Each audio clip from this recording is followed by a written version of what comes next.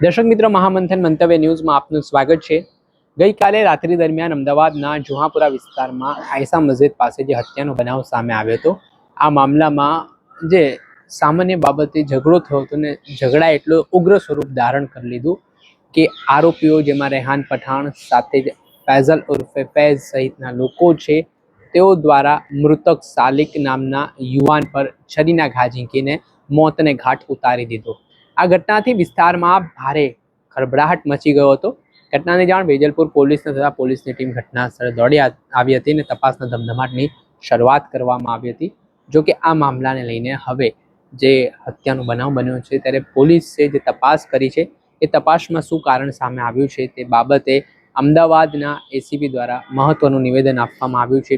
શું સ્પષ્ટતા થઈ રહી છે, કયા કારણોસર આ સાલિક નામના યુવકની હત્યા કરવામાં આવી છે તે સાંભળો। એમાં એવું છે, ગઈકાલે રાત્રે 10:30 વાગે જુહાપુરાનું આયશા મસ્જિદ છે ત્યાં બનાવ બનેલો હતો।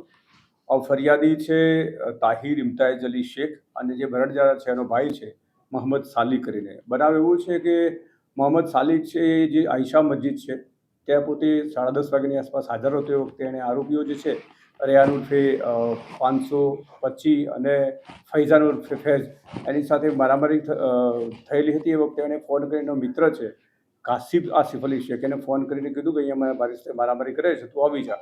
એટલે એનો મિત્ર ત્યાં ગયો તો આ લોકોની સાથે મારામારી કરતા હતા। એ દરમિયાન જે ફૈઝાન ઉર્ફે ફૈઝ છે એ રેહાન ઉર્ફે 525 હતા અને એમાં 25 પોતાની પાસેથી છરી કાઢી અને જે રૈયાન ઉર્ફે 500 છે એને આપતા એણે જે મરણ જનાર છે એને પડખામાં છરીનો ઘા કરતા પછી જે સાહેબ છે એને છરીથી ઈજા કરેલી અને ઈંટ મારેલી એવી ઈજાઓ કરેલા। દરમિયાન લોહી લુહાણ થઈ જતા આરોપીઓ ભાગી ગયેલા અને પછી 108માં સારવાર માટે જે મરણ જનાર છે એ મોહમ્મદ સાલિકને લઈ ગયા, જેઓ સારવાર દરમિયાન એનું મરણ થયેલું હતું। અત્યારે જો તપાસમાં જે ખુલ્યું છે એ પ્રમાણે તો મારામારીનો બનાવ બનેલો હતો અને જે મરણ જનાર છે એની સાથે જ મારામારી થયેલી હતી। જે સાહેબ જગ્યા ઉપર બોલાવ્યો એને એવું જ કીધેલું હતું કે મને મારી સાથે ઝઘડો કરે છે, આવી જા। એટલે અત્યારે હાલ પૂરતું તો એવું છે કોઈ કારણસર મારામારી થયેલી હતી અને એમાં હત્યાનો બનાવ બનેલો છે। તપાસ દરમિયાન જે સાચું હશે તે ત્યારે આવશે।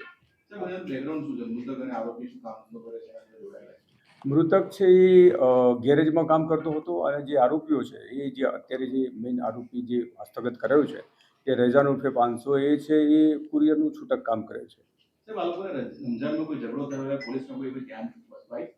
નહીં, અત્યાર સુધીમાં એવું કોઈ ધ્યાન ઉપર આવ્યું નથી કે આ લોકોના અગાઉ મારામારી કે બનાવ કે ઝઘડો થયેલો હતો।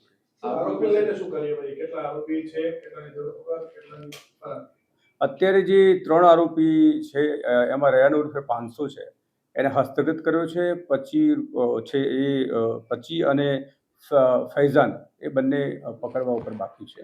એમાં જુદી જુદી ટીમો બનાવેલી છે, ટૂંક સમયમાં પકડાઈ જાય। આપણે સાંભળ્યા હતા અમદાવાદના સ્થાનિક એસીપી, તેમણે આ ઘટનાને લઈને માહિતી આપી છે। જે બનાવ સ્થળે પોલીસ પહોંચી, પોલીસે તપાસના ધમધમાટની શરૂઆત કરી, જેમાં 3 જેટલા આરોપીઓ સામે પોલીસે હત્યા અંગેનો ગુનો દાખલ કર્યો છે અને આરોપીઓને પકડવા માટે અલગ અલગ ટીમો પણ બનાવવામાં આવી છે।